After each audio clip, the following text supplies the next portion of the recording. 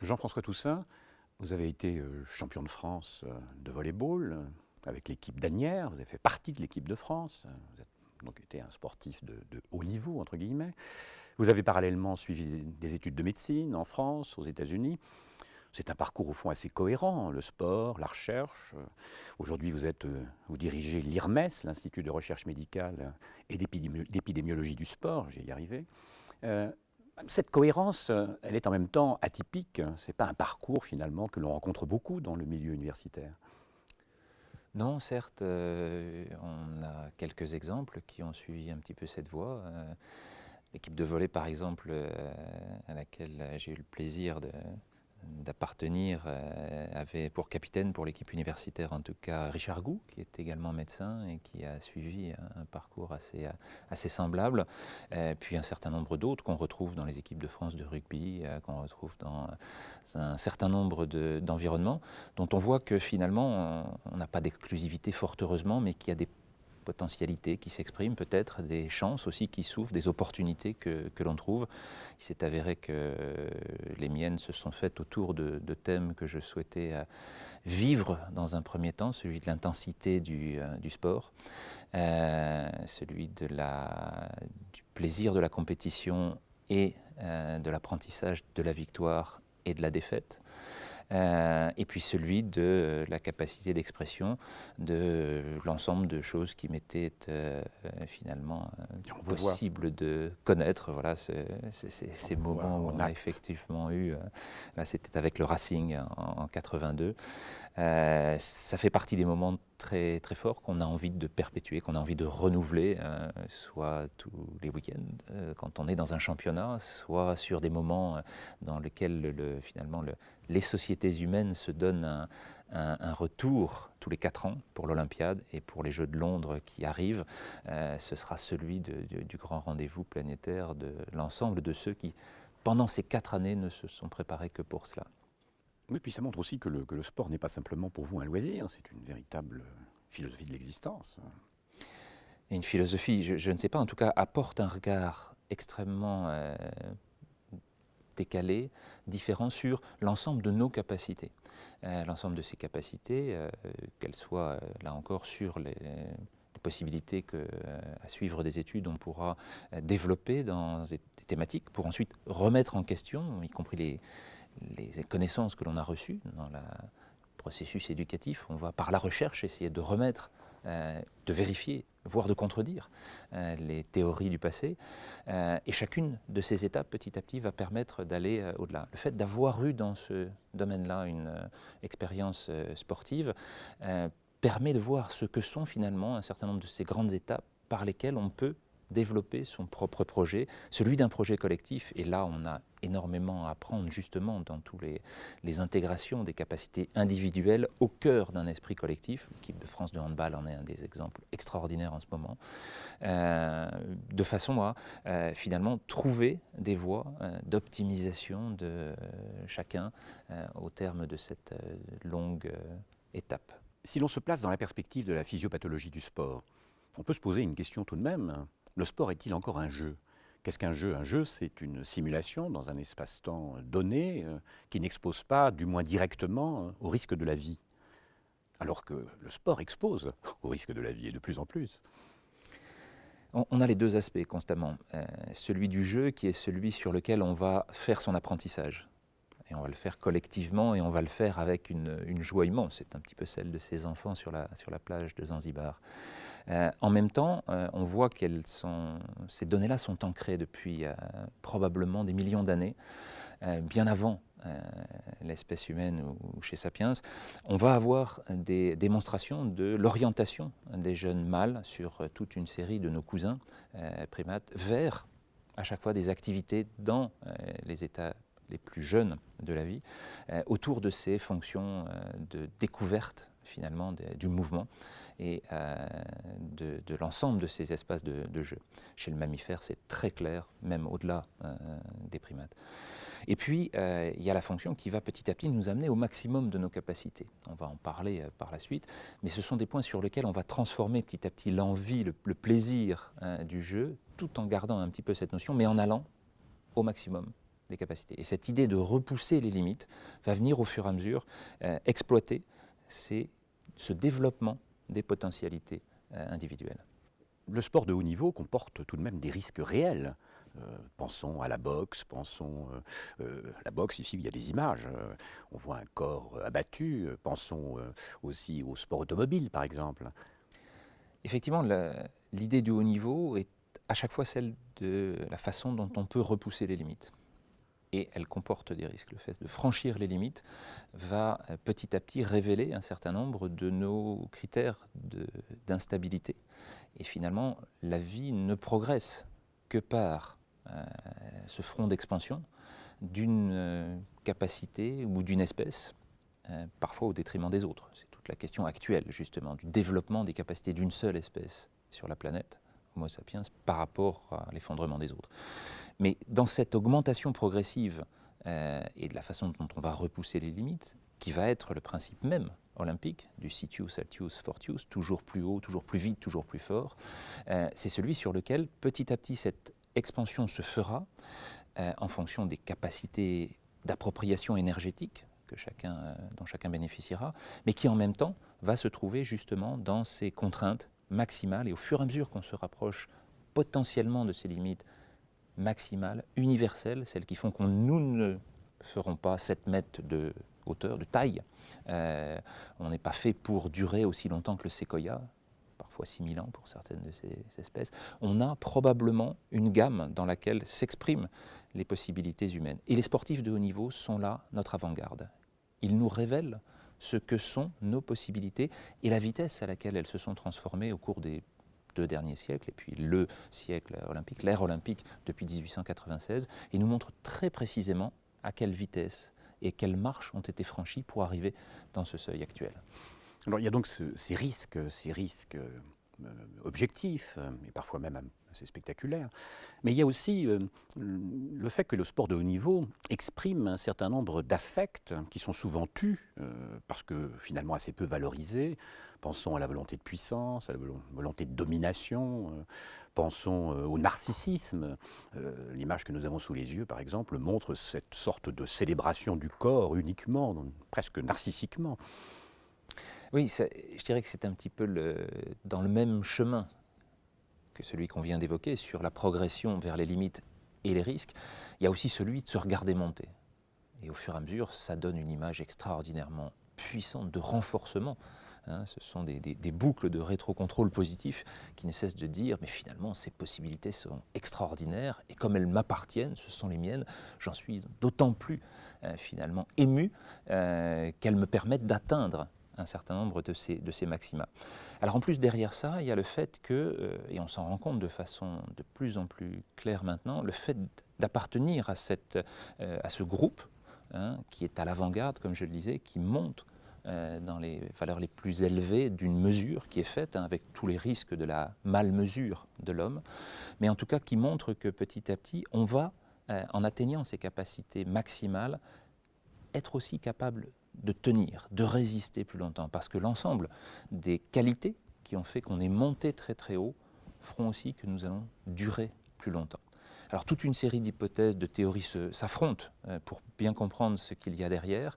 Est-ce qu'il ne faut pas monter trop haut au risque de perdre plus vite? Est-ce que le fait d'être parmi les recordmen nous fait durer réellement plus longtemps? Oui, on a actuellement une étude sur les 120 000 athlètes qui ont participé aux Jeux Olympiques depuis 1896 et on voit bien que comme pour les participants dans les premiers Tours de France, eh bien, il y a 8 à 9 années d'espérance de vie en plus pour ces sportifs de très haut niveau.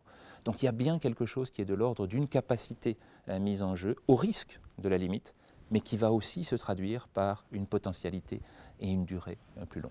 Mais au risque aussi de révéler ces affects dont nous parlons, qui ne sont tout de même pas toujours très positifs, quoi, la volonté de puissance par exemple. Oui, mais qui sont les moteurs de l'activité humaine, qu'elle soit artistique, qu'elle soit politique, qu'elle soit culturelle ou scientifique. Cette idée à la fois de la compétition, pour arriver au prix Nobel. C'est une compétition avec ses règles qui ne sont pas connues mais qu'on commence à avoir. Il faut jouer aussi de ces réseaux dans ces domaines-là. L'idée qu'on puisse à un moment donné monter jusqu'à ces capacités va renforcer, et elle renforce d'autant que l'ego, hein, la confiance en soi est forte. Et c'est ce que l'on essaye aussi de développer chez les sportifs pour gommer une de ces interrogations qui est néanmoins importante pour remettre en question une technique d'entraînement, pour remettre en question une voie par laquelle on a franchi un certain nombre de ces passages. Et tout cela rentre dans un contexte historique, dans un contexte qui est finalement celle de l'évolution, celle de la flèche du temps, qui fait qu'un certain nombre des points de passage vont rester ancrés. Dans celui-là, celui du retour sur l'affect, celui de ces moteurs de puissance individuelle, on a encore énormément de choses à apprendre sur notre psychologie, sur la neurophysiologie qui nourrit la psychologie et sur les interactions qui vont pouvoir se faire entre ces capacités psychologiques, ces capacités physiques et finalement ces capacités sociétales. Et vous êtes en tant que médecin, en tant que cardiologue, en tant que spécialiste d'épidémiologie, en tant que directeur de l'IRMES par exemple, est-ce que vous accepteriez la thèse selon laquelle le sport de haut niveau est dangereux pour la santé? Comme je vous l'ai dit, le sport de haut niveau présente ses risques et ce sont les risques des limites.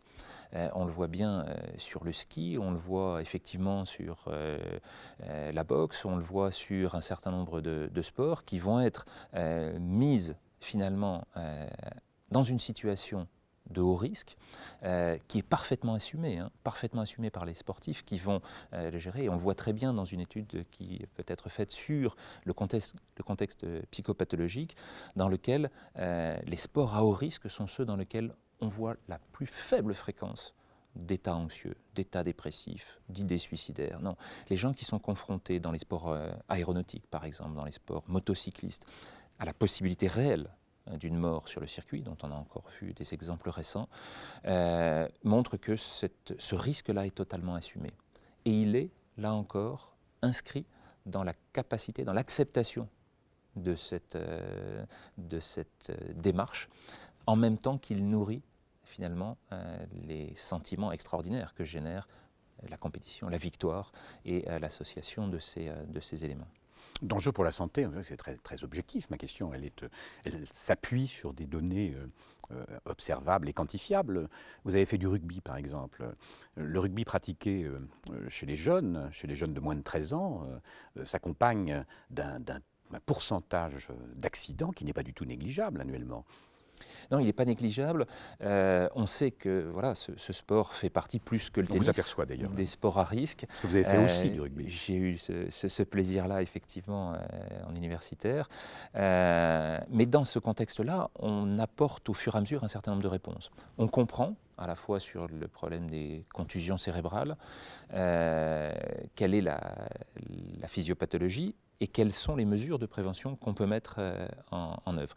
Je vous citerai par exemple un programme extraordinairement suivi par l'ensemble de la Nouvelle-Zélande, non seulement pour les All Blacks, mais pour toutes les écoles de rugby, qui a fait qu'après une analyse épidémiologique justement de ce risque que l'on voit là au cours des mêlées, un certain nombre de décisions ont été prises sur l'interdiction de pousser pour les enfants, sur le fait de relever les règles, en particulier pour les arbitres, de sanctions très lourdes autour des plaquages hauts sur les risques cervicaux. Et petit à petit, on a vu dans cette phase-là, réduire de 30% le risque de tétraplégie qui existe, le risque de contusion cervicale et cérébrale majeure au cours des mêlées dans le rugby. Donc on voit qu'il y a une analyse à faire, on voit que cette analyse peut être suivie d'action et que lorsque cette action est déployée sur l'ensemble de la pyramide finalement du sport, des plus jeunes, aux amateurs et jusqu'aux sportifs professionnels, on voit qu'il y a un effet qui est extrêmement important. Alors, ce risque reste présent, il évolue avec le règlement, il évolue avec l'augmentation des gabarits aussi, qui est majeure dans tous les sports mondiaux, et sur lequel, là encore, on doit tenir compte finalement des processus physiques que sont l'affrontement de deux corps lancés à pleine vitesse et à pleine puissance dans un sport comme celui-là. On a tendance tout de même à ne pas mettre cela en évidence. Souvent, on tait un peu cet aspect tout de même du sport. Et là, on n'est pas simplement dans le sport à haut niveau, puisqu'on parle du rugby chez les adolescents, chez les jeunes. Alors, on a une façon de ne pas le taire, qui est simplement d'en faire l'étude, l'analyse, la plus honnête possible, la plus propre dans l'épidémiologie, de s'assurer des conclusions qu'on peut avoir avec toute la puissance statistique que l'on peut démontrer. C'est l'un des objets de l'IRMES pour cela, dans l'ensemble des sports. Et ensuite, une fois la publication assurée de ces résultats, puisqu'elle offre à chacun la possibilité de regarder ce que sont la réalité de ces chiffres, de trouver dans la confrontation, dans la discussion de ces résultats, les pistes de prévention. Et c'est toute cette démarche qui construit petit à petit autour du sport de haut niveau, mais aussi autour des bénéfices que l'on peut tirer d'une activité physique et sportive, parce que ces deux pôles s'affrontent constamment et ils sont indissociablement liés à la pratique physique. Et donc, quand on voit cette démarche-là sur l'ensemble, on voit qu'on peut proposer au fur et à mesure, dans ces différentes situations, des options qui permettent de résoudre une partie de ces problèmes. Parce que certains chiffres sont des chiffres impressionnants, pour ne pas dire spectaculaires. Par exemple, dans le ski, on sait que tout sportif qui passera par l'équipe de France, je crois 30% des sportifs qui passeront par l'équipe de France connaîtront des ruptures, par exemple, des ligaments croisés. C'est un chiffre considérable. Oui, c'est un chiffre considérable et qui est lié directement à la vitesse qui est acquise sur les pistes. On le voit très bien à la fois sur l'augmentation de cet élément très précis que vous décrivez, la rupture, en fait, finalement un problème de ligament dans le genou qu'il faut opérer et sur lequel on voit entre le slalom, le supergéant et la descente, ce risque qui ne cesse d'augmenter simplement avec la vitesse atteinte lors de ces compétitions. Et donc beaucoup plus important dans la descente, qui ira même jusqu'au décès possible, celui de Régine Cavagnou, malheureusement survenu dans ces circonstances à l'entraînement, mais autour duquel, là encore, un certain nombre de questions vont se poser sur que faut-il faire pour limiter ce risque, alors que la nature même du sport va entraîner finalement l'évolution des performances dans une certaine direction. Et là, on se repose cette question-là, à la fois après les accidents de Matthias Lanzinger, qui a dû être amputé de sa jambe. On le voit aussi sur les accidents à l'arrivée de la Streif à Kitzbühel, avec 3 interventions neurochirurgicales sur les 4 dernières années, avec des sportifs qui ont eu, comme Albrecht, d'énormes difficultés à revenir derrière.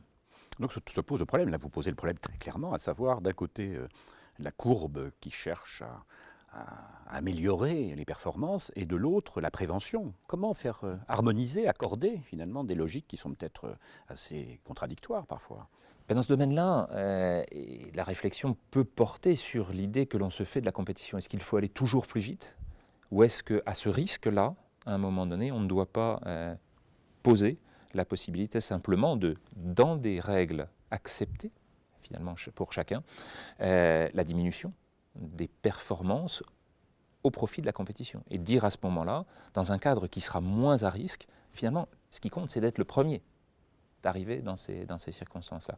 Et donc après, c'est toute la question sur la technologie, sur l'évolution de la technologie qui décuple les capacités physiologiques et qui, au fur et à mesure, dans l'histoire du ski par exemple, nous fait passer de planches en bois très très rigides à des skis sur des fonctions de glisse, à la fois sur les fibres qui sont utilisées dans la structure du ski, dans les matériaux composites maintenant, et sur la compréhension que l'on a et les choix que l'on fait sur les pentes qui vont être prises et la protection autour de ces pentes.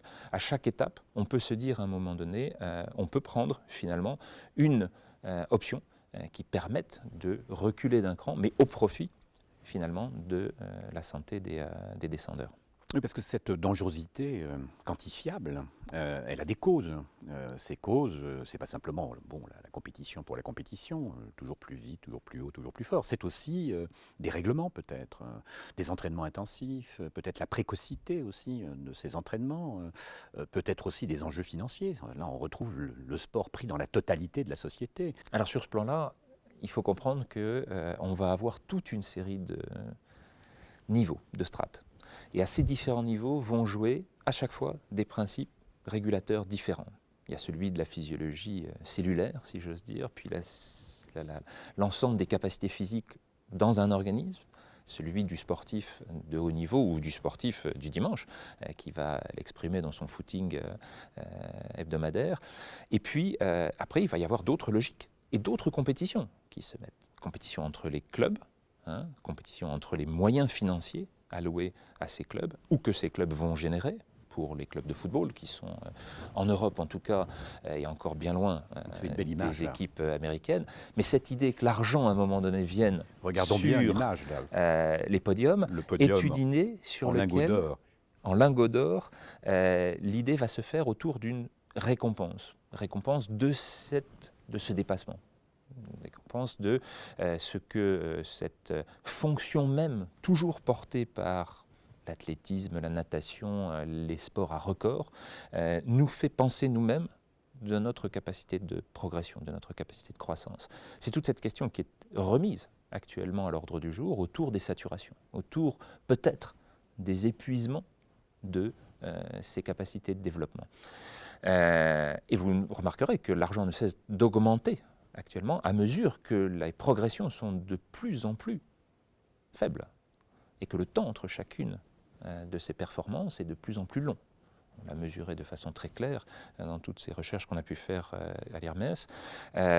On sent bien qu'il y a ce double aspect de nous arrêterions-nous, et si nous sommes en train de nous arrêter, le dernier à franchir la dernière limite sera celui qui emporterait finalement le dernier lingot. Je ne sais pas sur quel... Il y a quand même quelque chose de cynique dans cette image, vous ne trouvez pas? Que la Golden League, par exemple, eh bien, trouve son expression presque naturelle dans ce podium qui pourrait être simplement dédié à la compétition du meilleur. Là, entre toute la société du profit, entre toute une logique marchande. Oui, vous pouvez regarder exactement ça en fonction des budgets. Et si vous faites sur 20 ans l'analyse sur les sports professionnels, vous verrez que globalement, c'est toujours celui qui a le plus gros budget qui est en haut. Alors pas toujours, fort heureusement, mais en moyenne, c'est bien entendu le Real de Madrid, le FC Barcelone pour le football européen. Et puis ensuite, vous allez avoir sur les deuxième et troisième places, les deuxième et troisième budgets. Oui, il y a un lien qui est extraordinairement puissant et qui tient lieu de ce qu'est la compétition cette fois-ci, au-dessus des valeurs sportives, qui sont des compétitions économiques, dans lesquelles on retrouve alors là toute la question effectivement de ce que sont nos développements économiques au sens très général maintenant du terme, et dans lequel ces principes sont strictement les mêmes, avec l'énorme difficulté de savoir comment les sociétés peuvent-elles réguler cette envie, cette appétence, le greed, que l'on retrouve de Wall Street à la City de Londres, en passant par la bourse de Paris et celle de Shanghai. Strictement ces valeurs sont partagées par l'ensemble de l'humanité, et pourtant, il faut trouver à un moment donné les moyens du partage, de l'effort, les moyens d'une acceptation, d'une régulation. On voit bien que toute la difficulté pour les années à venir va se situer aussi sur la vitesse à laquelle on est capable de tenir cela avant l'effondrement. Parce qu'à quoi bon des matchs si on connaît à l'avance les résultats des matchs, si ceux-ci sont simplement évaluables en fonction d'intérêts économiques? Il faut savoir que ces régulations sont là, elles font partie prenante de la compétition, mais qu'à l'intérieur de cela, il reste une variabilité. Et cette variabilité fait qu'à un moment donné, mais rarement, sur Goliath, on peut voir apparaître David. Et dans cette idée, c'est que, bien entendu, si David gagnait tout le temps, à ce moment-là, on aurait inversé la tendance. Si c'est toujours le petit qui gagne sur le plus gros, à ce moment-là, ça aurait été l'inverse dans l'allégorie qui a été celle qu'on choisit, c'est finalement la construction de ces légendes. Non, c'est en fait effectivement des questions de puissance physique, individuellement, qui vont jouer, et on voit bien là qu'on a des relations, mais qui sont linéaires entre le développement d'un gabarit, là encore, et la vitesse. C'est entre Jesse Owens et Usain Bolt, une différence de taille d'1,78 m à 1,96 m. Donc on va avoir des liens très forts qui vont être là-dessus, de même façon que sur l'échelon supérieur, celle du plus puissant va avoir statistiquement, effectivement, plus de chances d'aller au bout de la compétition que le plus faible. Mais de temps en temps, le plus faible gagne. Et cette glorieuse incertitude est là justement pour générer tout l'intérêt que les spectateurs vont en avoir. Souhaitons que cette incertitude demeure, soit pieusement conservée. Elle le sera, elle le sera. Non, je me posais la question, est-ce qu'on pourrait appliquer à ce sport dont nous parlons, le sport de haut niveau, le sport de compétition, avec ses enjeux, y compris financiers, on a parlé de cynisme tout à l'heure, on pourrait parler aussi de pragmatisme tout simplement. On a presque envie d'appliquer la maxime de Machiavel, la fin justifie les moyens. Est-ce qu'on n'a pas l'impression souvent que c'est un peu cela, que les moyens au fond sont simplement là en fonction d'une fin qui elle est impérative, Gagner, gagner, toujours gagner. C'est bien la question qu'on se pose en dehors du sport. Une fois de plus, les problèmes ne sont pas spécifiques. Le sport simplement traduit toutes ces aspirations. Et il va démontrer ce que sont les intentions collectives et la direction que prend ce collectif, l'humanité au sens très général. Et c'est pour ça que l'idée des records du monde nous révèle réellement quelque chose de partagé dans l'ensemble des cultures, puisqu'on voit le sport se démocratiser dans la deuxième moitié du XXe siècle et surtout s'internationaliser au profit de toutes les régions du monde. Et on voit quasiment plus aucune est oubliée. Et que ce principe demeure malgré tout. Et il demeure parce qu'en fait, il traduit dans un domaine d'affrontement réglementé, celui du sport et de la compétition sportive, quelque chose qui n'est pas réglementé partout ailleurs. Il n'y a aucune règle dans la progression de la publication scientifique. Or, les laboratoires sont en compétition pour les bourses de financement. Aucune règle, ou très peu, à l'OMC pour réellement accepter de n'exploiter qu'une partie de nos ressources au profit d'une durabilité. On voit bien l'énorme difficulté à le faire. Tous ces plans-là, finalement, traduisent notre incapacité à le faire. Et pour la partie de gestion environnementale, on vient de voir encore l'échec de Durban qui va marquer notre avancée dans cette lutte-là. Le sport, lui, gère finalement de façon assez concrète, pragmatique, ces oppositions-là. Et malgré tout, au milieu de cette acceptation du principe d'égalité, s'il existe quelque part, on est tous différents, on est tous inégaux, même si on se doit le respect, la tolérance, et c'est dans ce strict plan-là que l'égalité demeure, fort heureusement, même si elle n'est pas partagée par tout le monde. On va avoir, dans la construction sportive, cette idée finalement d'une régulation menée. Et peut-être dans ce sens-là, reste-t-il quelques notions importantes encore à développer dans les valeurs du sport. Mais il n'y a pas que le sport dangereux, il n'y a pas que le sport de haut niveau, il n'y a pas que la compétition, il y a aussi le sport que tout le monde fait, ce sport quotidien, ce sport loisir, comme on dit.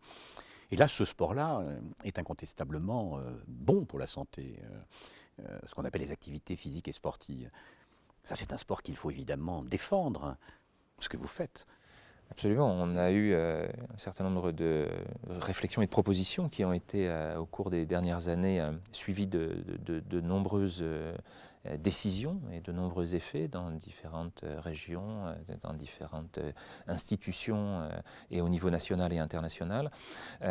Toute cette idée vient en fait de ce que l'on montrait tout à l'heure, de cette idée qu'il y a peut-être des zones qui sont des zones optimales.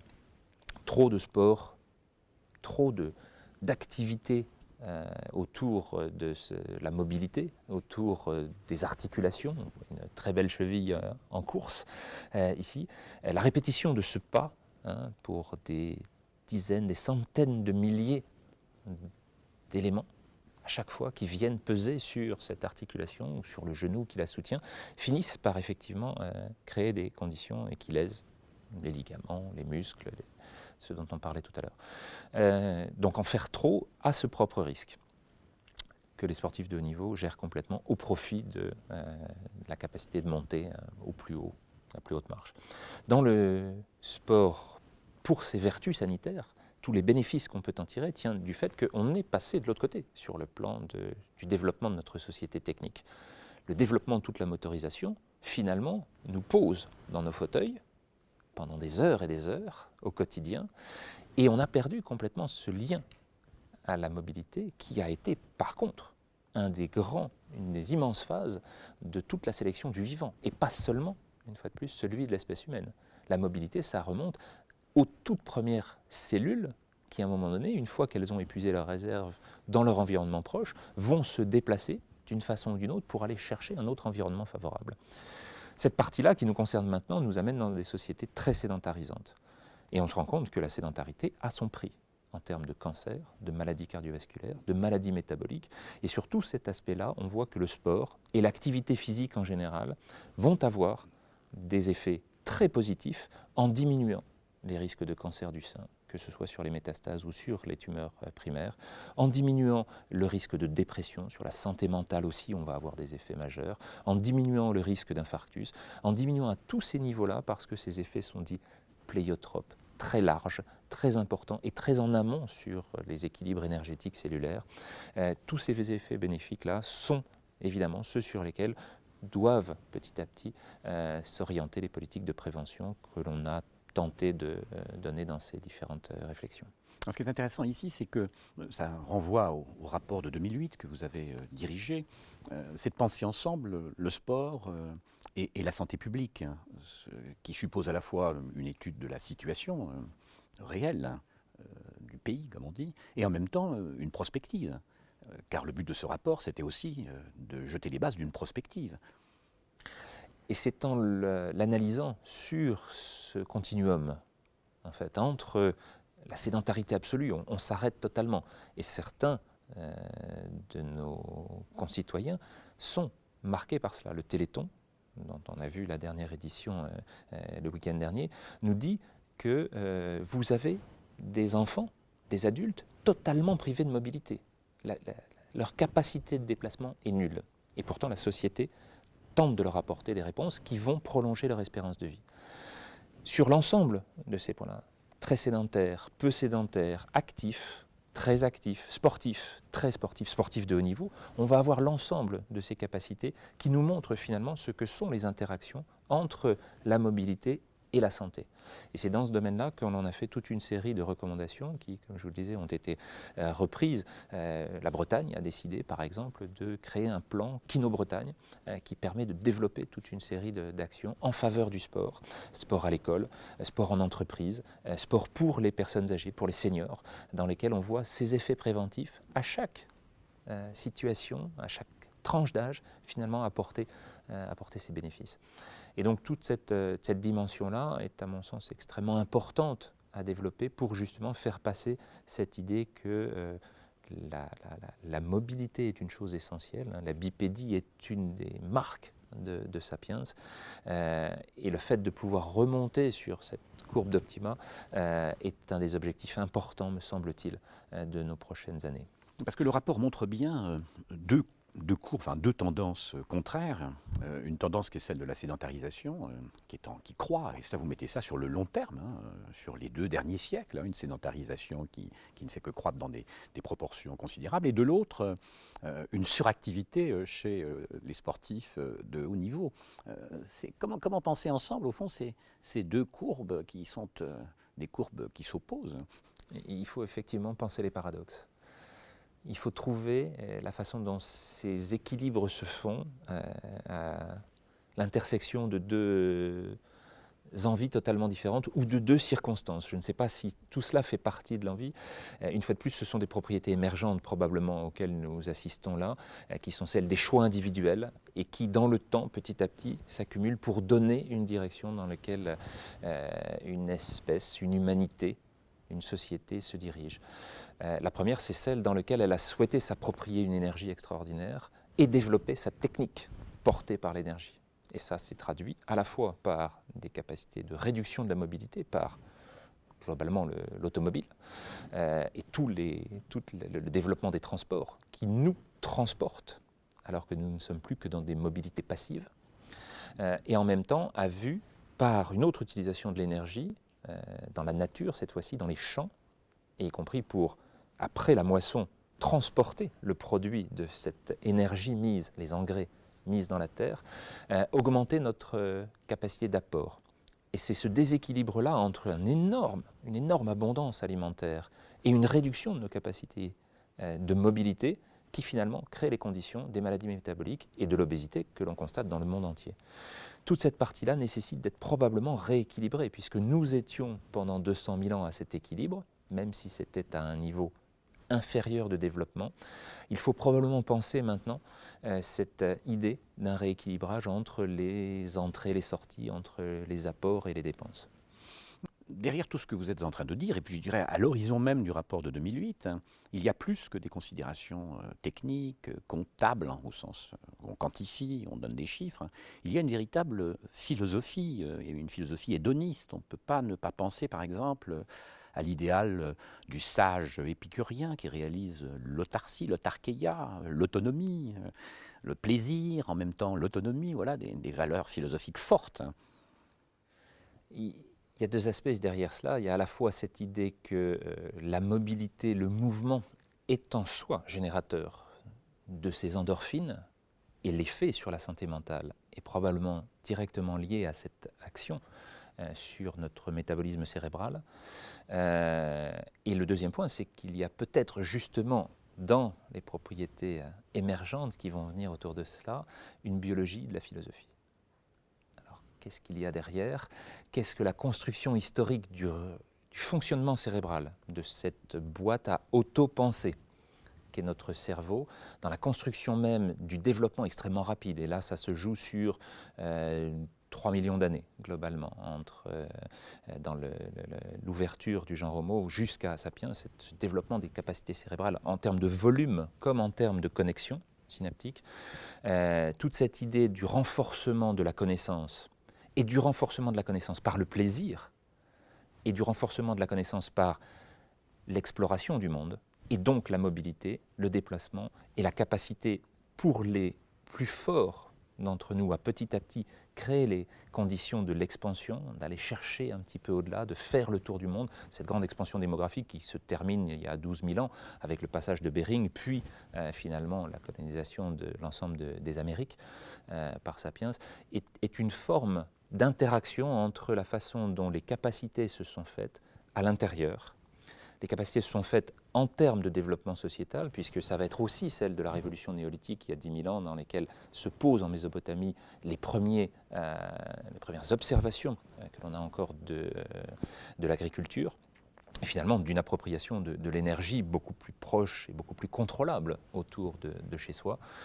Et dans la suite de ce que ce grand mouvement va donner aussi sur la structuration des sociétés, puisque première ville, puisque premier règlement, puisque premières obligations, premiers droits en même temps que premiers devoirs, et qu'à l'intérieur de cela, la construction, y compris des règles, y compris des questionnements, y compris de la philosophie, voire des religions, se fera dans un sens historique que l'on commence à découvrir.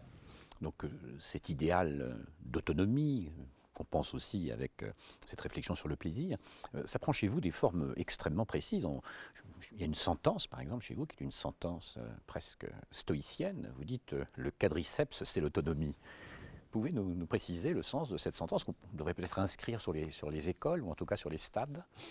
Le quadriceps, c'est notre premier moteur. Bien entendu, on a besoin de tout, mais particulièrement de celui-là. C'est le muscle le plus puissant, c'est celui qui nous permet de tenir debout et d'avancer.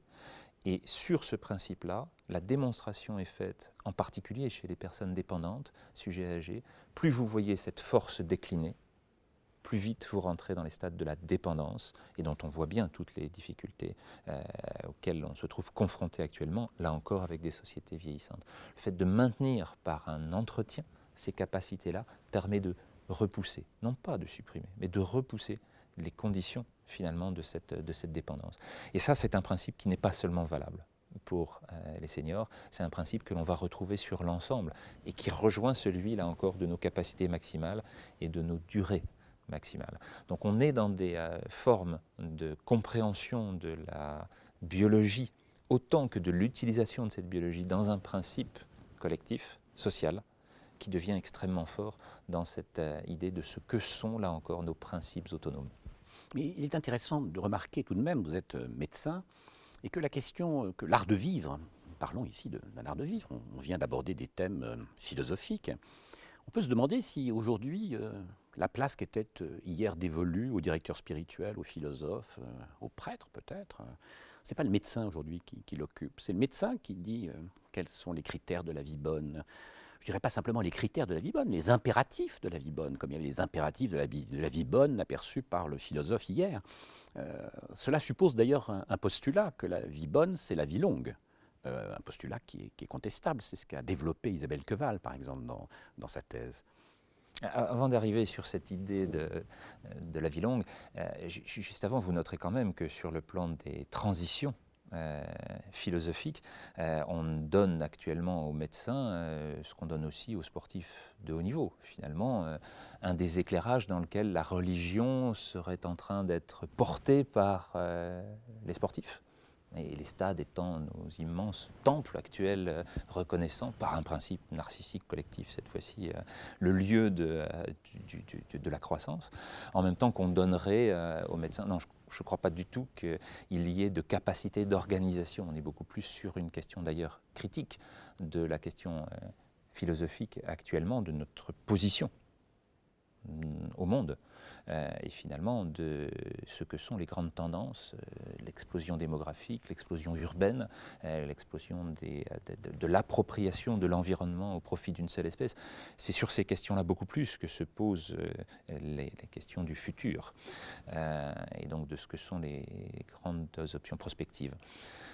Et donc du coup, on revient effectivement à se dire, est-ce qu'il faut donner des règles? Oui, il y a plein de recommandations qui viennent et effectivement, ce sera plutôt dans mon esprit des idées, des conseils, des observations que l'on donne et qu'on distribue largement. L'idée de la publication est là pour rendre public les choses auxquelles on a l'impression de se trouver confronté actuellement parce qu'on les a vérifiées. Pas seulement une hypothèse, une utopie ou une lubie qui porte beaucoup d'autres projets totalement prométhéens actuellement.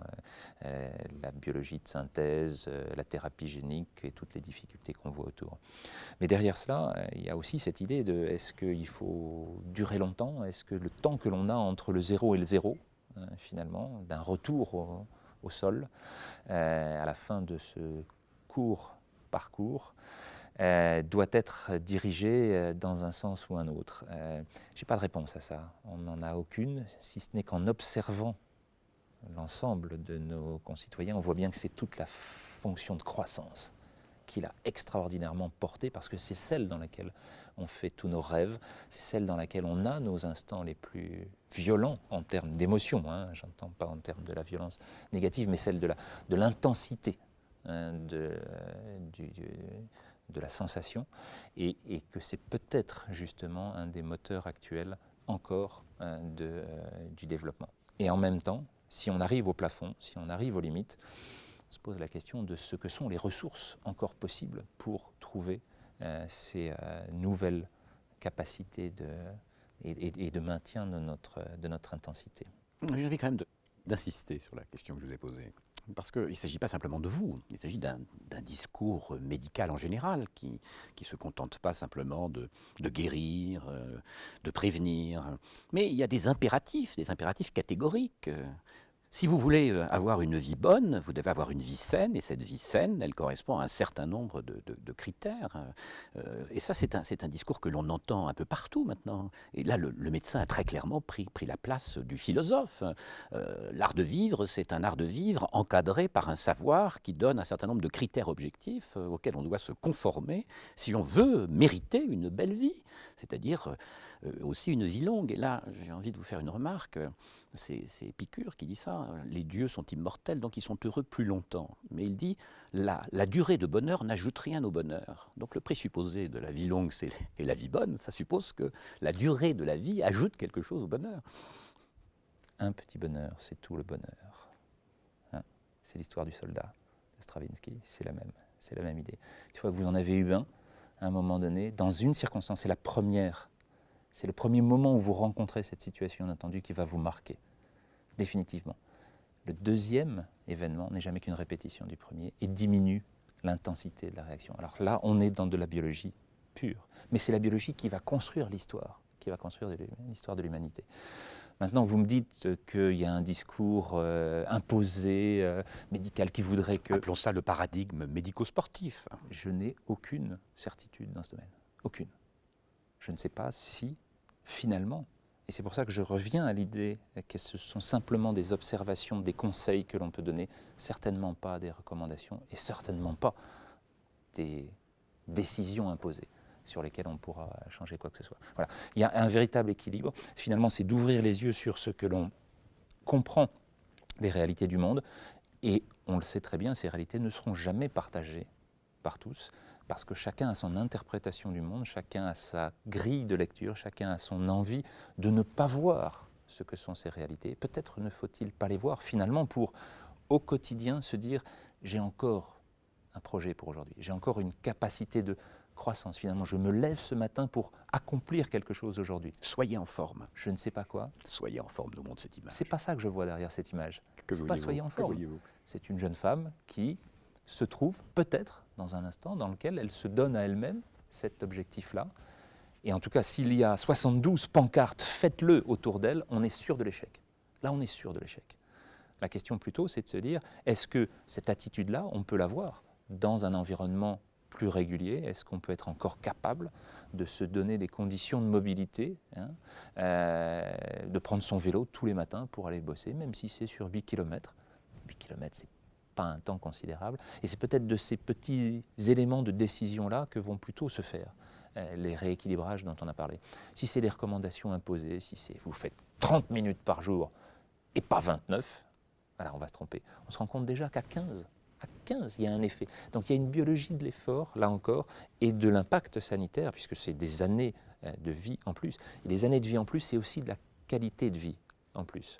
Ça, ce sont des considérants, si vous voulez, qu'on voit bien petit à petit se mettre en place. Maintenant, dans la recommandation, dans l'utilisation sociale de toutes ces idées, on voit tous les conflits qui viennent, toutes les oppositions, tous les refus. Et le déni de la réalité, le déni de la fin, le déni de la mort est un des moteurs, là encore, extraordinairement puissant pour se dire aujourd'hui, c'est impossible. Ce n'est pas aujourd'hui que ce n'est pas ce moment-là qui interviendra. Non, je sais que je suis immortel au moins pour 24 heures. Voilà. Et donc je fais des projets, et puis j'en fais pour demain, puis j'en fais pour après-demain, puis je fais des enfants en me disant que ce seront eux qui porteront la suite, et je leur transmettrai cela.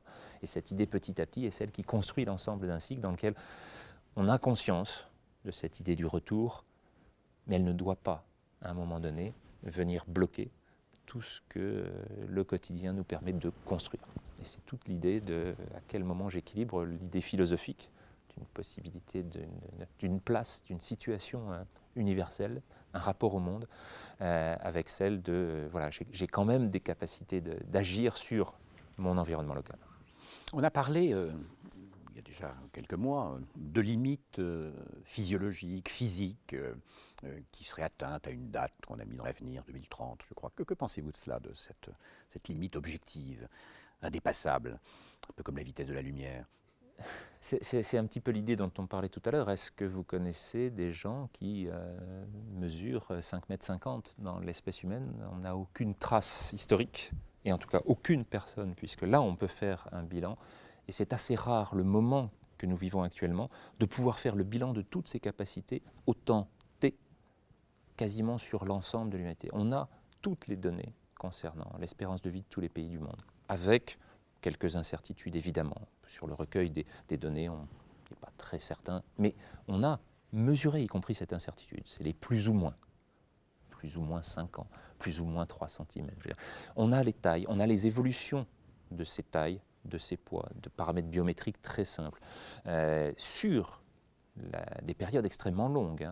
Certaines séries remontent jusqu'au XVIIe siècle.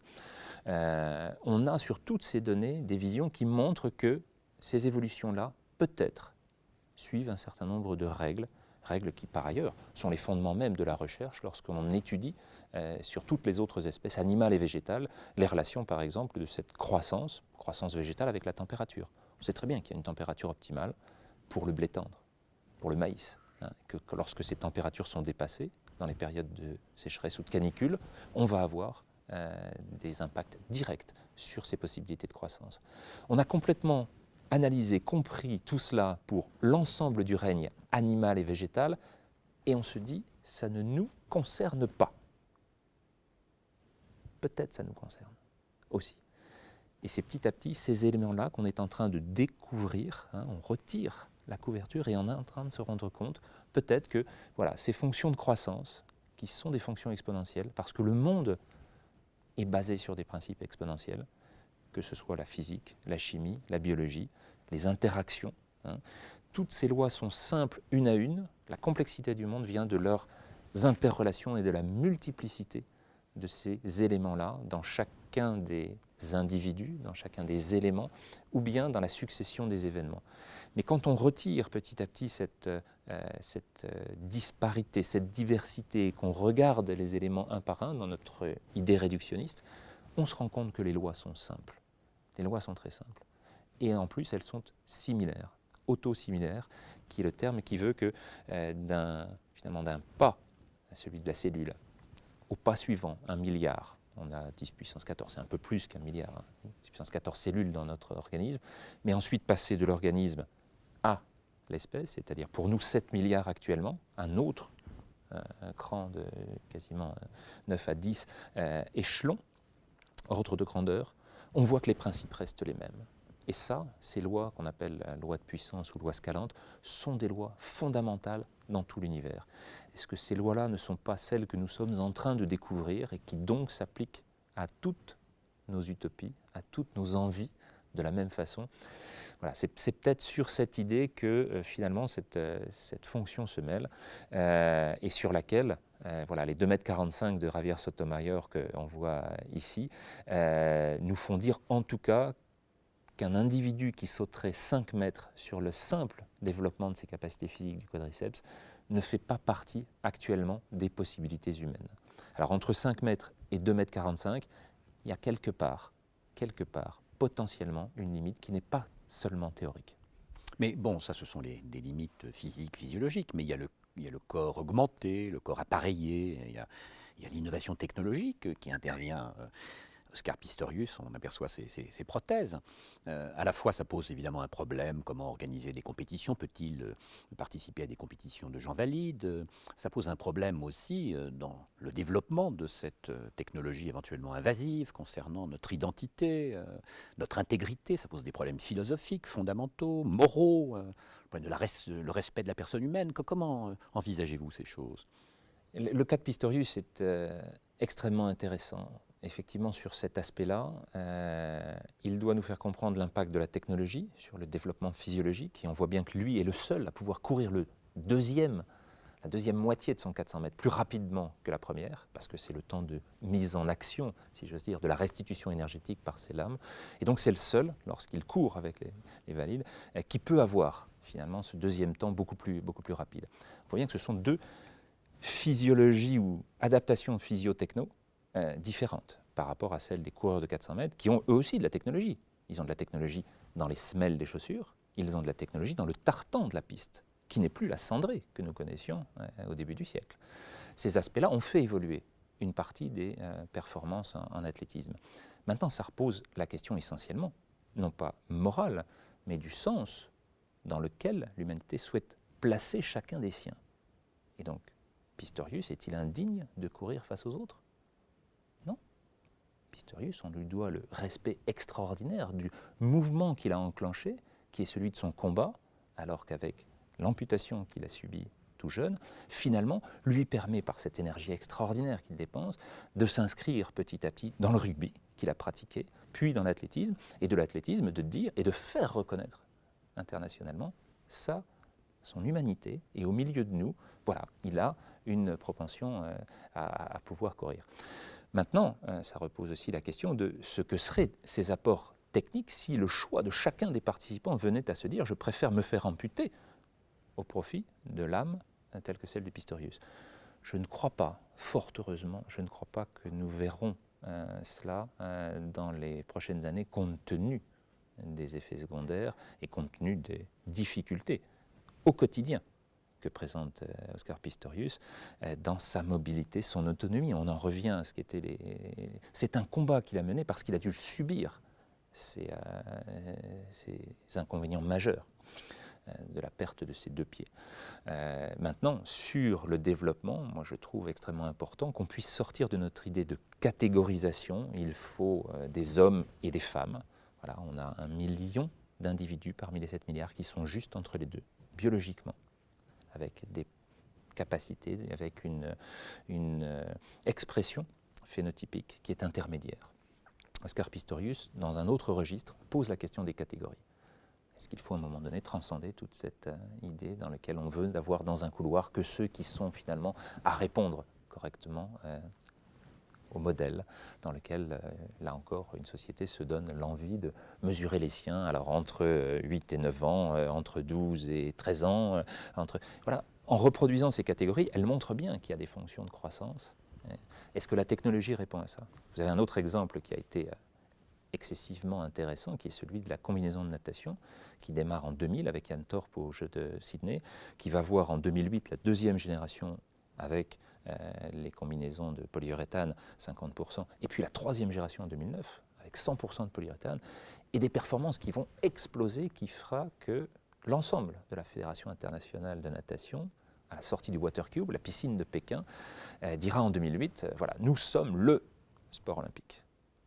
Nous sommes devant l'athlétisme, très loin, avec 27 records du monde, jusqu'à ce qu'on se rende compte que cette augmentation-là, cette petite élévation de 3%, très mesurable sur l'ensemble des vitesses que l'on peut faire, est uniquement et directement liée à, finalement, la diminution des turbulences par un processus hémodynamique, hydrodynamique, optimisé par la combinaison. Et cette technologie-là explique 100% des records du monde à Pékin. 100%. À chaque fois, on retrouve la combinaison. Et donc, on va avoir sur cette idée d'une technologie qui renforce nos capacités physiologiques et qui va se trouver confrontée à une limite qui est une limite économique. Et en 2009, l'ensemble des fédérations mondiales nationales réunies à Rome va dire, voilà, on ne peut pas mettre $400 par course. Compte tenu de la fragilité de ces combinaisons, il faut quasiment en mettre une neuve toutes les 1 ou 2 courses. À $400, les Américains peuvent se le permettre, les Européens de l'Ouest peuvent se le permettre, mais l'ensemble de l'humanité, et donc finalement de la compétition dans un bassin, pour savoir qui se déplace le plus vite dans l'eau, est totalement perturbé par ces régulations économiques dont nous parlions tout à l'heure. Et le choix sera de dire, on arrête. On arrête ce développement technique, on recule dans la vitesse, on recule dans la performance, mais à ce moment-là, on remet tout le monde à peu près à égalité, et pendant ce temps-là, les performances vont revenir exactement au niveau précédent. Mais je vous trouve assez optimiste lorsque vous dites par exemple que lorsqu'on voit Oscar Pistorius et les résultats qu'il obtient, il pourrait y avoir cette tentation, au fond, c'est de se faire opérer, d'avoir une amputation provoquée pour obtenir des résultats. Mais vous dites, étant donné les effets secondaires, ce sont des choses qui ne se produiront pas. Mais le dopage, tous les cyclistes savent que le dopage est dangereux, ça ne les empêche pas de se doper. Y a-t-il pas eu dans le football un footballeur qui s'est fait, je crois, opérer de façon anticipée des ligaments croisés? Est-ce que jadis, il n'y avait pas les Amazones qui se faisaient retirer un sein? Est-ce que vous êtes suffisamment confiant dans la sagesse de l'humanité pour imaginer qu'il n'y aura pas une sorte de logique ici, qui peut être une logique dans laquelle l'humain risque de se perdre, en tout cas l'intégrité humaine risque de se perdre? Non, la sagesse de l'humanité, je crois que je ne me suis pas bien fait comprendre. Ce n'est pas tout à fait sur ce plan-là que je suis. Dans les constats que je fais au fur et à mesure, il ne me semble pas que ce soit la direction que nous prenions. En tout cas, sur la partie des choix, il y a bien effectivement un certain nombre de comportements qui se mesurent, en particulier par exemple sur les interventions préventives. La cataracte en est une, qui est censée rendre aux personnes atteintes, en général aux alentours de 70-80 ans, une grande part de leur vision. La déformation avant celle du cristallin sur la cornée peut être à l'objet d'une difficulté de perception de l'environnement. Et dans le golf, cette observation des déclinaisons, des modes de terre sur le green est essentielle à savoir quelle trajectoire on va donner à sa balle. Certains golfeurs se sont fait opérer préventivement au moment où commencent à diminuer ses capacités de vision jusqu'à ce que l'un d'entre eux perde un œil. Et là, on rentre dans une autre statistique qui est celle des effets secondaires. Aucune chirurgie préventive ne peut éliminer le risque. Et donc, il va falloir peser le risque de se faire opérer dans cette qui paraissait être totalement anodin et puis qui, au premier événement, dit ah, voilà, le risque commence maintenant. Et il sera pour toutes les interventions à venir. Alors, est-ce qu'on a envie de perdre un œil pour être encore capable pendant 2-3 ans de gagner? Oui, on va voir cela. On va voir cela au niveau des stéroïdes dans le football américain comme dans le baseball. On a encore à nouveau eu un exemple très, très récent qui était pourtant l'icône du renouvellement du baseball. On a cette idée sur le PO, et en particulier celle des années 90, qui va voir un nombre de morts jeunes chez les jeunes néo-pros du circuit en Europe du Nord. On va avoir toute une série d'actions qui va montrer que chacune des interventions techniques ou biotechnologiques, puisque le PO était initialement cloné, le gène de l'EPO cloné, dans une vision du développement de cette molécule pour les insuffisants rénaux. Donc une vision dans laquelle le rein dysfonctionnel produit une anémie et on va donner de l'EPO pour augmenter le transport d'oxygène et limiter finalement les effets secondaires de l'insuffisance rénale. Toute cette dérive qui va faire que le sport immédiatement, ou en tout cas ceux qui souhaitent utiliser des moyens détournés, non acceptés par les autres dans le sport, va déboucher sur les performances cyclistes, sur les performances dans le demi-fond et dans le fond en athlétisme qu'on va voir également dans l'aviron mondial. Fait que on va avoir ce risque qui sera signé par cette augmentation des mortalités, dont on voit l'impact sur l'augmentation de la mortalité prématurée à ce moment-là. Oui, ce rapport-là, il va venir.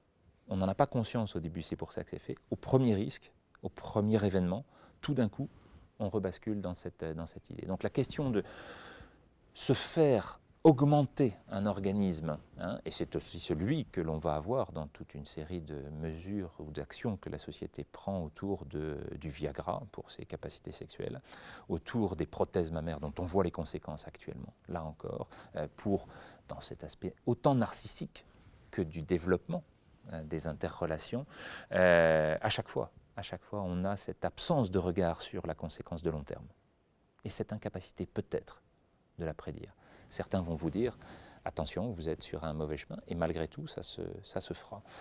Donc la question de l'apport de ces technologies dans la décision, qu'elles soient sportives ou là encore, j'élargis, en dehors du domaine du sport, fera que la plupart du temps, quand la technologie sera présente, quelqu'un, quelque part sur la planète, l'utilisera. J'en veux pour preuve, dans la reproduction, celle qui a vu la naissance d'un jeune enfant pour une mère de 72 ans. On est typiquement dans l'exploitation d'une technologie, modification hormonale, fécondation assistée, qui déborde totalement et dérive totalement par rapport à ce que l'on en conçoit, par rapport à ce qu'on conçoit de ces optimums, de ces équilibres auxquels nous serions. Il y a très peu d'équilibres, tous ces équilibres sont instables, c'est cela qui nous font avancer, et on va voir toutes sortes de tentatives pour essayer ou pour faire croire qu'on est encore capable de les augmenter. Alors là, on retrouve la longévité, on retrouve le paradigme dont nous parlions tout à l'heure. Lorsqu'on se place du point de vue des records, par exemple, il est intéressant de constater que les records sont attendus. On sait qu'il y aura des progressions, mais une fois que le record est là, le record, au fond, d'une certaine manière, se banalise. Comment réagissez-vous à cela? Là, ce sont les Jeux Olympiques de 1936. D'ailleurs, il n'y a pas de chronométrage, là, il y a simplement la ficelle, comme on l'appelle, la corde. Comment réagissez-vous à ces records attendus, et une fois que ces records sont atteints, au fond, c'est toute la problématique du CTO, c'est toute celle dans laquelle on va croire, à la fin du 19e siècle, à cet immense espoir d'une croissance infinie. Et toute cette idée qui sera portée ensuite par Didon, que reprendra Coubertin pour mettre la devise, non pas sur les premiers Jeux, mais sur les quatrièmes, dans lequel il va avoir finalement la transfiguration de cette espérance. Et c'est cette espérance-là qu'il y a derrière les records, qu'on est toujours capable de monter. Le problème, c'est que dans le même temps qu'on tient cette espérance, on va la mesurer. Et toute l'erreur viendra de là.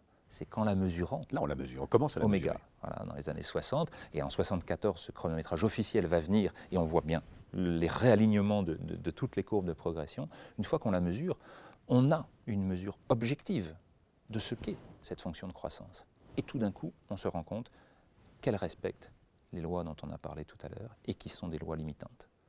Et ces lois de saturation aboutissent, in fine, en regardant les records du saut en hauteur qui ont régressé depuis Sotomayor, qui d'ailleurs avait été contrôlé positif à la nandrolone et à la cocaïne, donc des records très probablement très augmentés dans les portées par ces molécules dans les années 80 et le début des années 90, avant la mise en route des agences mondiales antidopage et du code mondial antidopage.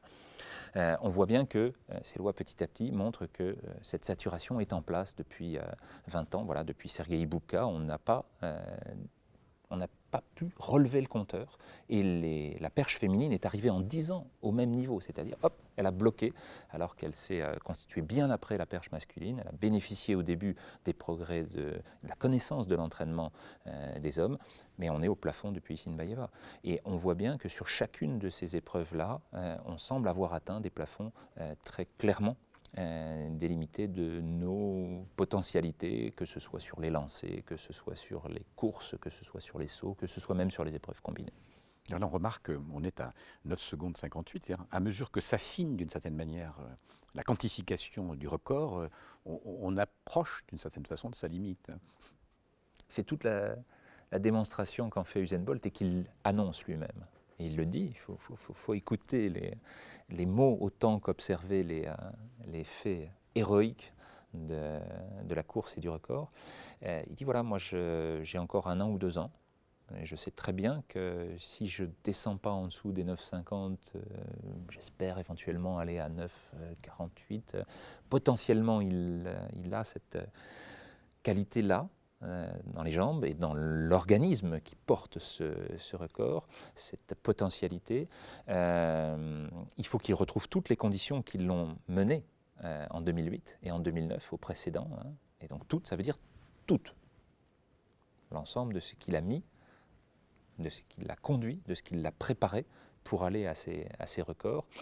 Et ensuite, il dit, voilà, je sais que j'aurai passé mon maximum et que ces courbes-là de retour, de décroissance, vont s'appliquer à Usain Bolt comme aux autres, comme à Roger Federer en ce moment en tennis, sur lequel on voit petit à petit les effets du temps qui sont simplement une exponentielle décroissante, sur lequel on va avoir une, finalement, diminution des capacités progressives et qui fait que de temps en temps, Bolt est là et il ne sera plus là. Alors si en plus il y a un faux départ, évidemment, ça permet à d'autres de venir. Mais cette question de j'attends le record, c'est simplement je m'inscris dans cette idée qu'il y a peut-être justement des fonctions de croissance et qu'elles seraient à un moment donné portées par cette asymptote et tendues vers l'asymptote qui nous apparaît comme de plus en plus évidente maintenant. Une belle métaphore parce que Jeanne Calment, qui a atteint un âge canonique qu'on pouvait imaginer dépassable, au fond on s'aperçoit maintenant que les doyens de l'humanité au contraire sont légèrement plus jeunes. On a le même phénomène. Oui, alors dans ce domaine-là, on a les mêmes questions, puisqu'effectivement, on est passé de 122 à 118, puis 117, 116, on est à 115 maintenant pour la doyenne de l'humanité. On voit bien que ces fonctions-là, qui sont des fonctions de record, des possibilités maximales, on les a célébrées comme telles, d'ailleurs. Et on l'a célébrée comme telle. Et puis heureusement, elle était française, alors forcément, Cocorico, on a même fait chanter. On a même relancé la Marseillaise à cette occasion, puisqu'elle était quand même d'Arles, c'est dommage pour une... Et on a retrouvé derrière cette idée l'observation de l'ensemble des records et aussi des moyennes d'espérance de vie dans les pays développés, donc technologie et nutrition, et par rapport aux pays en développement ou aux pays non développés, voire aux pays qui ont régressé, en particulier en Afrique, avec l'importance des épidémies de sida, mais aussi de la malnutrition. Et tout s'ajoute pour voir que là, on est sur des phases dans lesquelles la régression a déjà commencé. Elle a même commencé également aux États-Unis, puisque pour la première fois en 2009, l'espérance de vie américaine a reculé d'1 mois, et elle a reculé parce que ce sont les hommes et les femmes euro-américains, c'est-à-dire les blancs, globalement, qui ont reculé de 3 mois, alors que les Afro-Américains, les Noirs, eux, continuent de progresser. Les deux étaient à distance de 5 années d'écart, et les Blancs ont touché le plafond le premier et commencent à régresser, en partie à cause des épidémies d'obésité. Et puis vous avez une publication, là aussi toute récente, qui montre que les populations les plus pauvres en Allemagne, en Europe, ont déjà, entre 2000 et 2010, commencé le même type de régression, puisqu'elles sont passées de 77 à 75 ans d'espérance de vie en une décennie. Donc on voit bien qu'il y a des choses qui sont en train de se produire sous nos yeux et qui montrent que nous ne sommes plus sur les utopies qui nous portaient dans la plupart des publications jusqu'à 150, 160 ans, enfin un rêve absolu qui n'a jamais été atteint par l'humanité et qui probablement ne le sera pas. Il y a un économiste des années 70, 80 que vous citez parfois, Jean Fourastier, il dit la chose suivante, que ce ne sont pas les mêmes valeurs qui font progresser l'humanité et qui la font durer. Comment interprétez-vous cette distinction entre le progresser et le durer? Oui, Jean Fourastier était un commissaire au plan et c'est lui qui a forgé l'expression des 30 glorieuses. Il est au cœur, à la suite de la Seconde Guerre mondiale, au cœur de la reconstruction européenne. Et de cette immense vague à la fois d'espoir, après la destruction des années 40, vague d'espoir et vague portée par l'organisation finalement du circuit de l'énergie, puisque l'histoire de la communauté européenne passe d'abord par le partage et l'exploitation de l'énergie au profit des populations. Et l'ensemble de cette construction-là lui fait bien comprendre très tôt que sur cette capacité de développement, on va malgré tout tirer sur d'autres équilibres. Il a déjà très clairement cette idée qu'on va avoir des bouffées qui vont nous permettre de flamber. Alors cette bouffée peut durer 2 siècles, hein, et elle peut durer le temps d'une course, comme celle de Ben Johnson ici à Séoul en 88. Voilà, Ben Johnson tire sur cet espace. Il va avoir une victoire qui lui fait franchir la ligne 1 mètre avant Carl Lewis, donc 10 centièmes de seconde. Il bat le record du monde à ce moment-là, mais il a la malchance de ne pas être américain. Et Carl Lewis, qui est dopé, en 88, on le saura 15 ans après, et il le reconnaîtra lui-même, en disant « mais tout le monde faisait comme cela ». Dans cette performance-là, Carl Lewis sera malgré tout désigné comme champion olympique, au même titre d'ailleurs que Flo Jo, qui elle, Florence Griffith Joyner, sera championne olympique sur le 100 mètres féminin, et mourra, elle, à 38 ans, d'une mort brutale, mort subite, 10 ans après ce record extraordinaire. Flo Jo a subi la même transformation physique que Ben Johnson dans les 6 mois qui précèdent les Jeux Olympiques de Séoul. Et elle battra un record lunaire qui est inaccessible actuellement pour même les meilleurs mondiales sur le 100 mètres. Donc on voit que cette utilisation d'une biotechnologie, hein, le stanozolol pour Ben Johnson, et tous les produits qui étaient dans le sport à ce moment-là, va créer cette bouffée vers laquelle on va tirer à un moment donné l'espoir. Et tout le monde se souvient de cette finale extraordinaire, parce que ces moments-là sont très forts et marquent intensément notre monde, nos événements. On se souvient à ce moment-là de ce que l'on faisait pour ces grands événements, hein, que ce soit celui-là ou à l'inverse, le 11 septembre. À chaque fois, ces moments marquent terriblement.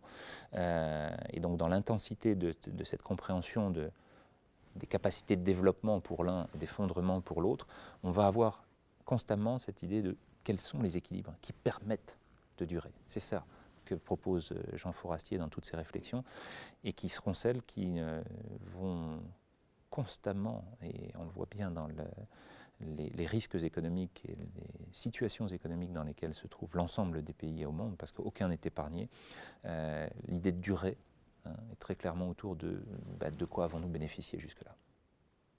Croyez-vous que les sportifs font progresser l'humanité? C'était le titre d'une exposition en 2000 à la Cité des Sciences de la Villette. Je crois qu'ils sont l'avant-garde. Ils sont là pour nous montrer le sens que prend l'humanité. Est-ce qu'ils la font progresser? Je ne sais pas. En tout cas, ils sont porteurs de ces marques d'une forme de progression. Ce sont eux qui, sur le plan sportif comme sur le plan des capacités maximales, à un moment donné, montrent dans quel sens tout le mouvement s'est fait jusque-là. On va avoir la même réflexion autour des artistes, qui vont d'une certaine façon développer par leur œuvre des capacités nouvelles. Et toute la création d'un style nouveau vient à un moment donné révolutionner les idées précédentes, au même titre que les théories scientifiques dont on parlait tout à l'heure, vont à un moment donné remettre en perspective de façon totalement différente la vision que l'on avait du monde, et ils seront porteurs, les uns et les autres, de cette idée que les choses peuvent, à un moment donné, changer. C'est ce qu'exprime Usain Bolt dans cette danse après le record. Au-delà de son geste très connu de l'archer, il y a cette idée que, voilà, il est follement heureux. Il est follement heureux. Il est arrivé à son objectif. Il a exploité son potentiel. Il s'épanouit derrière ses capacités dont il se savait porteur, et nous verrons après si elles sont portées par d'autres choses que la simple physiologie humaine. Mais en tout cas, derrière cela, c'est l'idée que ce moment-là, cette intensité-là, est révélatrice d'une espèce de moment extraordinaire, d'une harmonie qui vient poser son dernier point, qui n'est pas forcément un point d'orgue, puisque tout continuera ensuite, et que tout se révélera ensuite, éventuellement aussi. Alors, avec le développement des technosciences, on augmente les rendements, on rationalise, on augmente les performances. Mais que deviennent la légèreté, l'éphémère, l'intuition, la rêverie? On a presque envie de dire la dimension poétique. C'est Edgar Morin qui parle de cette dimension poétique essentielle, qui est aussi un élément de l'humain, quand il parle de l'homo démens, de l'homo ludens, l'homme qui joue, l'homme qui rêve. On pense à Hölderlin, il faut poétiser la vie. Est-ce que cet aspect-là est un aspect qui n'est pas parfois un peu trop oublié? Oui, on pense aussi à Sloterdijk, hein, dans Colère et Temps. Sloterdijk aussi, ouais. Toute une démarche qu'il va remettre dans une perspective totalement différente, mais qui montre bien que cette espérance-là, cette idée à un moment donné de la légèreté, de quelque chose qui nous monte, est en même temps, et là la photo est extraordinairement parlante, ramenée au sol par la gravité. Hein, ce moment de légèreté, ce moment extraordinaire dans lequel on va jouer avec les éléments est d'un éphémère. Hein, là, le parachute, il doit s'ouvrir assez vite après cette photo, hein, parce qu'on est encore loin du sol, mais finalement ce ne sont que quelques dizaines de secondes qui séparent l'équilibre, le vivant, de la catastrophe, la fin du vivant. Hein, si le parachute ne s'ouvre pas, on est dans ces conditions. Le risque là, et l'utilisation de cette situation est totalement intégrante et totalement participative de ce que sont les maxima et finalement les records du monde. Tout ce que les sportifs vont avoir, c'est cette chance extraordinaire dont ils sont conscients pour certains, dont l'entraînement petit à petit, l'accompagnement, je dirais plus que l'entraînement finalement, leur permettra d'exprimer, et cet épanouissement dans l'expression du potentiel est tout ce que nous pouvons, nous, petit à petit, amener à la génération suivante, qui sera elle-même porteuse de ces potentialités et de ces maxima. Ce rêve-là, il est inscrit parce que cette chance, qu'elle soit dans le ciel, qu'elle soit dans la combinaison des éléments, hein, ici de la technologie, parce qu'on n'est pas fait pour voler. Technologie extraordinaire qu'a développé le vol libre, le parapente et le deltaplane, va marquer d'un dernier saut, je crois, le XXe siècle, dans l'expression de nos capacités, encore une fois, une dernière fois repoussée. Celle-là est unique. Elle aura vécu à partir de 74, 73, pour les toutes premières expériences. Et là encore, le nombre de morts des années 70 nous dit à quel point il est difficile de passer de ces stades les uns derrière les autres jusqu'à la réalisation que chacun d'entre nous peut maintenant connaître, et avec là encore quelle intensité, quelle émotion, mais c'est celle-là qui finalement est la plus importante parce que c'est celle-là qui nous guide.